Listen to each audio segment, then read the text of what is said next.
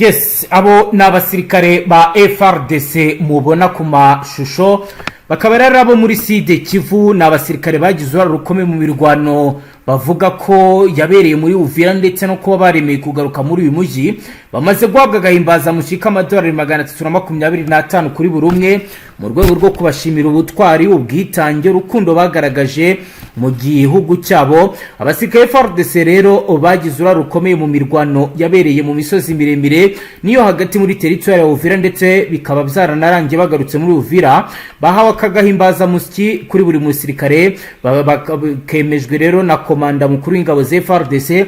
Kini cyemeje kije nk'ikimenyetso gikomeye cishimwe n'icyubahiro bihabwa izi ngabo zagaragaje ubwitange ndenga kamere mu gukunda igihugu no guharanira kugarura amahoro n'umutekano mu bice byari bimaze igihe zugarijwe n'intambara n'ubwicanyi bikorerwa abasivili. Mu mirwano ikomeye yabereye mu misozi yaho plateau moye plateau d'Uvira abasirikare FARDC bagaragaje ubunyamwuga n'ubushake bwo kwitangira igihugu barwanya umutwe witwaje intwaro ya M23 na twirwaneho nkuko rero babivuga. Abaturage bo muri Uvira no mu tundi duce twibasiwe n'intambara bagaragaje ibyishimo n'ishimwe rikomeye bashimira ingabo za FARDC ku butwari n'umurava babigize bagaragaje basaba ko urwego rwo kwitanga rwakomeza no mu bindi bice bigifite umutekano muke mu ntara Kivu y'Amajyepfo no mu burasirazuba bwa Kongo muri rusange. Mu buyobozi w'igisirikare cy'igihugu bwatangaje ko irishimwe ry'amafaranga atari impano gusa ahubwo ko ari ikimenyetso cyo guha agaciro umurimo ukomeye abasirikare bakora ku rugamba kandi ko rizakomeza gushishikariza izindi ngabo gukorera igihugu. Nyuma y'uko rero ibi bibaye bazindutse muri operasiyo ikomeye, reka turebe uko bihagaze ndetse n'uko bigenze mu makuru tumaze kwakira. Nyuma yo guhabwa gahimbaza musiriro k'amadolari 325 kuri buri musirikare mu rwego rwo kubashimira ubutwari n'ubwitange bagaragaje mu kubohora umujyi wa Uvira no gusukuraho plateau, ingabo za FARDC zahise zitangira operasiyo ikomeye mu gitondo cya kare kuri uyu munsi wa kane w'icyumweru ku itariki ya 12 z'ukwezi kwa 2026 aho rero bagamije gusenya burundu ibirindiro bya M23 zegereye Uvira bigamije kongera kugaruka ngaha mu masaha ya mu gitondo mu rukera rwa karine bw'inite za FARDC zigizwe na Commanda Special Unité d'Infanterie Artillerie Mobile ndetse na Force de Reconnaissance zatangije attaque coordonnée ku birindiro bikomeye M23 byari biri mu nkengero za Uvira no mu bisozi ihacikije. Iki ni igitero cyateguwe mu ibanga rikomeye byo nakita ko ari planification stratégique secret hashingiwe ku makuru y'iperereza rya gisirikare. L'enseignement militaire yagaragazaga ko aho M23 yari ifite poste avance dépôt d'armée n'ibirindiro by'ingenzi position stratégique. Uko rero amakuru harabigaragaza ingabo za FARDC zatangiye bombardement cible hifashishwe mu rudre lancer roquette n'imbunda ziremereye za terari bigamije gusenya ligne de défense za M23 no kuzambura ubushobozi bwo kwisuganya. Nyuma y'iyi bombardement unité d'assaut zateye imbere ku butaka zifashishije mu wavre tactique moderne zigaba ibitero attaque frontière na attaque de continuellement bitume M23 isubira inyuma mu kajagari gakomeye siga ibikoresho byinshi bya gisirikare n'abarwanyi bari bavuga ko bakomeretse mu mice byo mu misozi miremire. Commando Special za FARDC zakoze operation de nettoyage zisukura ahari hasigaye abarwanyi M23 zifata ibikoresho bikomeye bya gisirikare birimo mitrailleuse rudre RPG munitions nyinshi n'ibikoresho by'itumanaho communication militaire. Rero na makipe yihariye yanakoze mission de puissité yakurikira abasirikare ba M23 bari bagerageje guhunga bituma benshi muri aba bafata icyemezo cyo kwishyikiriza FARDC. Amakuru guturuka ku buyobozi bwa gisirikare agaragaza ko operasiyo ikaze yatumye ibirindiro bikuru bya M23 hafi ya Uvira bisenywa burundu bituma uyu mutwe utakaza ubushobozi bwo kongera gutera umujyi wa Uvira. Ibi byatumye FARDC yongera gushyira dispositif sécurité renforcé harimo poste mitrailleuse avance patrouille mobile ndetse hagamijwe gukumira igikorwa icyo ari cyo cyose cy'ubushotoranyi. Nyuma yo guhabwa agahimbaza musiki na morale y'ingabo iri ku rwego rwo hejuru biragaragaza ko ubu rugamba rugiye gukomera nk'uko rero bigaragara. Roko Informa wacu aratubwira ko map yawe AFC hose iherereye. Ibi rero komando bivugwa ko navuga ko AFC babafashe nk'abarengezi. yego urumva babashyize bahise babashyira ku mirimo nta no kugera mu rugo, kuko ntabwo ari aho honyine bagiye babashyira, ni ibice byose n'ubundi no muri no Kivu bagiye babashyiramo, ariko nyine bitewe n'uko ari ikibazo gikomeye cyane hano kuri kote n'ubundi ya perezida Ruzinzi, bitewe n'uwo musirikare ufite mapu ya AFC ubahangayikishije ku rwego rwo hejuru.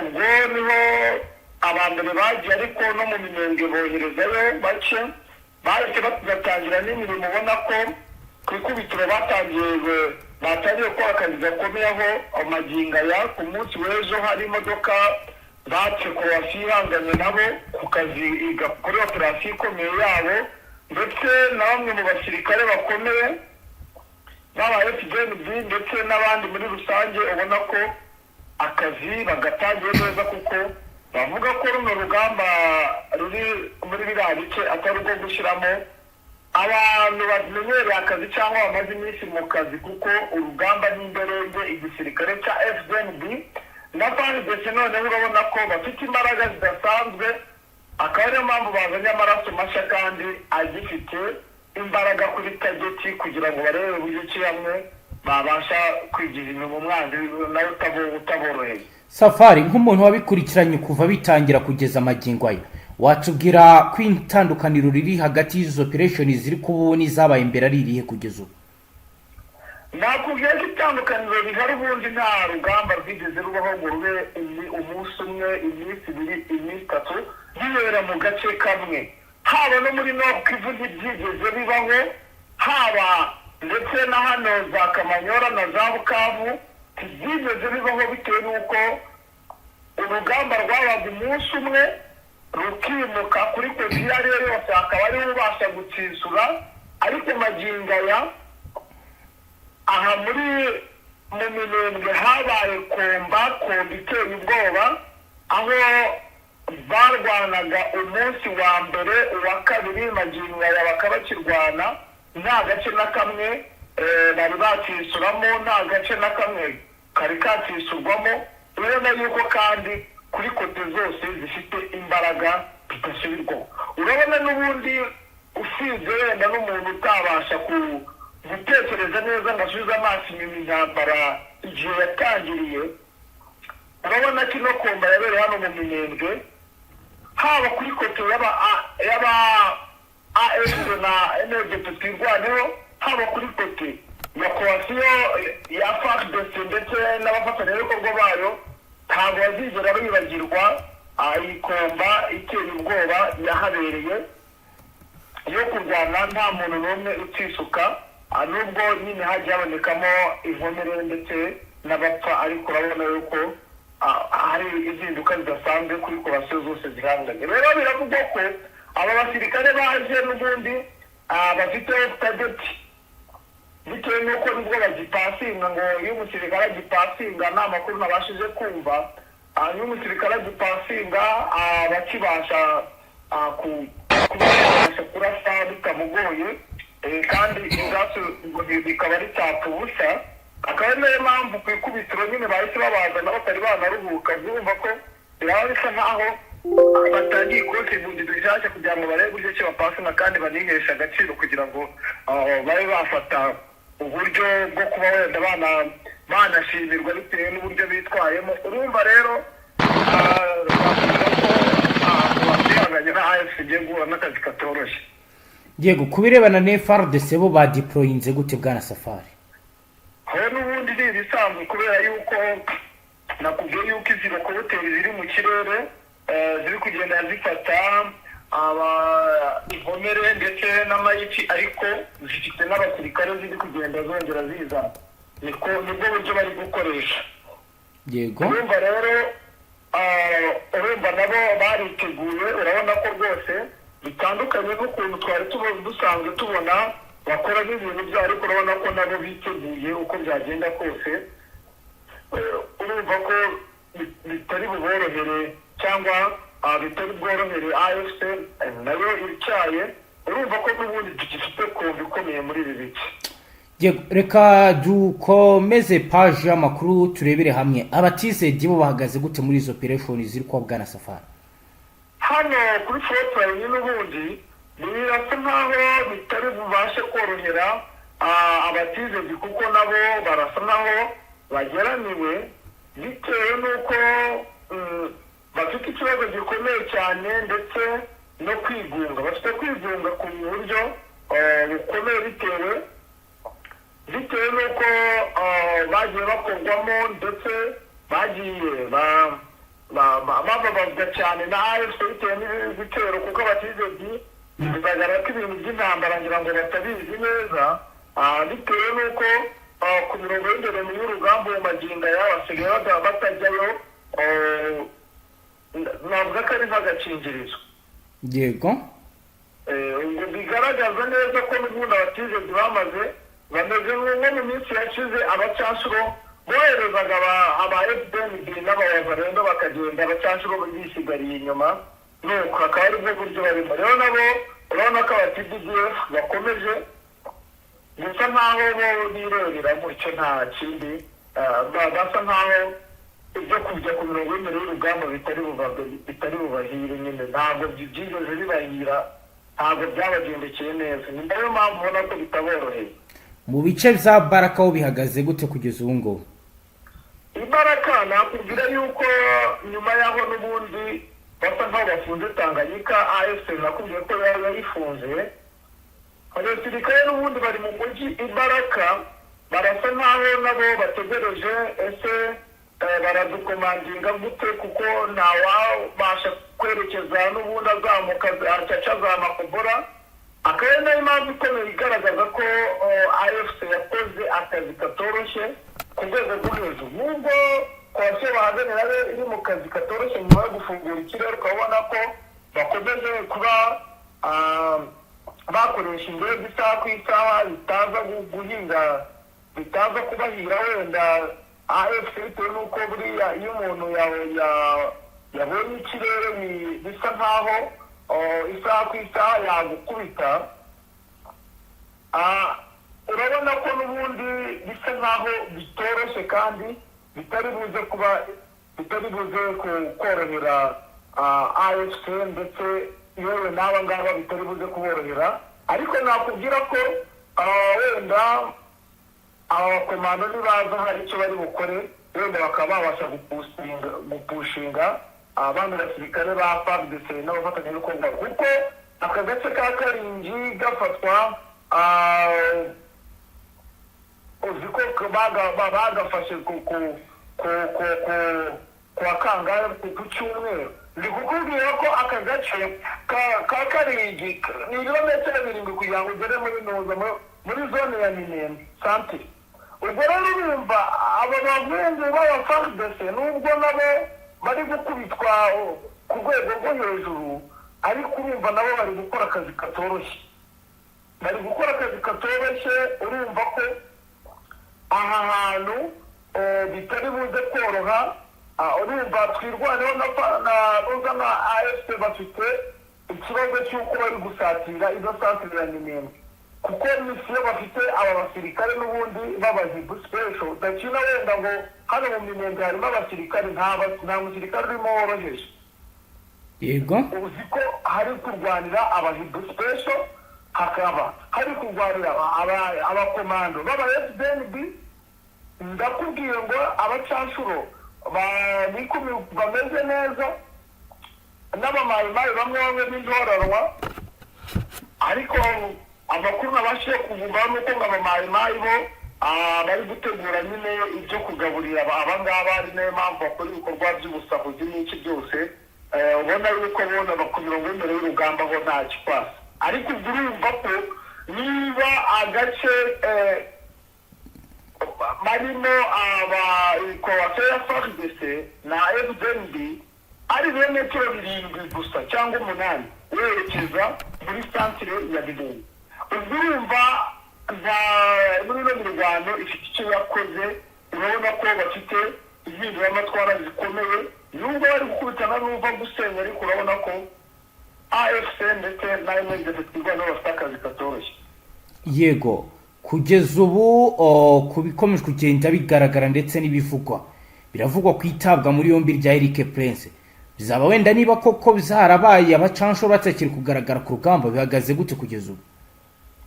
nakubwira yuko abacanshuro imbaraga zabaye nke kubera yuko n'ubundi kuva yaho bafashe Eric Prince nubwo ariwe bashyize mu majwi, ntabwo ariwe bafashe gusa, bafashe navuga nk'icyegera cye. Akenshi na kenshi gufatwa kwa Eric Prince abenshi bazi yuko wenda ari iki, ariko Eric Prince ashobora kuba yari yaje kunegosiya n'amakumyabiri kugira muri cyegera n'abandi bari bafashwe bagera mu 8. Urumva nyine n'abakozi be yari yaje kuvuganira. Yego, ibi rero kuza kuvuganira abakozi be ari nabyo byahise bimukuriza kuba nawe ahita afatwa. yego, urumva rero ntabwo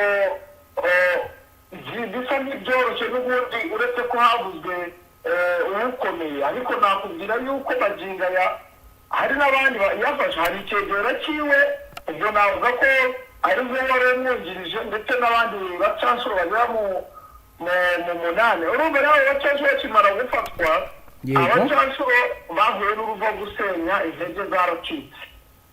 yego, urabizi bari abacanshuro kiba cyarabazanye ni ugupagasa, birinde yuko banakomerekera ku rugamba, ni ibintu byiruje cyane. buriya bazi ubwenge, bo barabati barakomandinga, uzi ko abenshi bo ari ibitero by'indege bakunze no gukoresha, badakunze kujya ku mirongo y'imbere y'urugamba, ariko urumva bari babashe ku mirongo y'imbere y'urugamba, ari nacyo cyabaviriyemo uko gufatwa.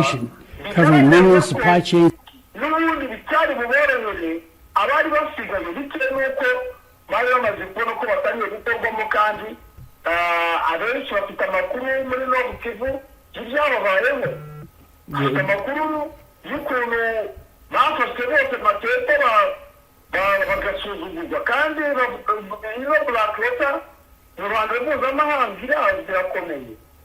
uri kumva rero ni ikintu kitari buse nkaho kiba cyiza gukomeza kwishora ku mirongo y'imbere y'urugamba, abacanshuro ukuboko kwabo kuracyahari, ariko barigengesera ku buryo baba bafite ubwirinzi mu kubirwanire yabo, bo baba basaguma bari kuri za mbunda zirasa mu birometero birebire. ntabwo ushobora kumubona yagiye imbere ku mirongo y'imbere y'urugamba, reka.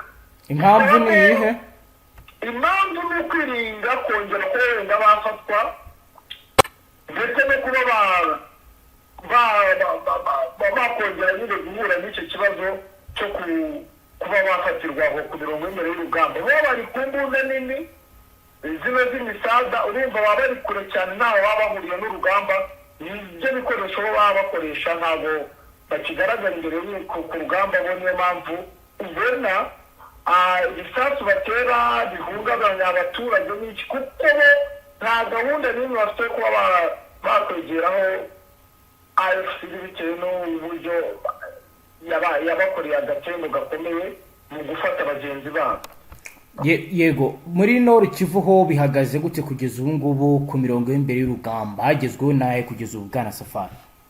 nakubwira yuko abahungu batangiye akazi muri Nord Kivu, aho nakubwira ko hariya za Masisi, mu bice byerekeza za Ngungu, aho ni ibicika, ni bombara, bari kwirukana abamayimayi ndetse n'aba FDLR, aho n'ubundi muri mu cyatumye uno mugabo akiri na magingo yose, cyane makenga aracyari Masisi, ari muri operasiyo zo guhangana n'ibi bitero byari byubuye. bivugwa ko hari uduce, hari amakuru atari yizerwa neza, hari uduce twari twavumbuwemo amabuye y'agaciro muri ibi bice n'ubundi bya Warikare, ariko hafi na za Masisi.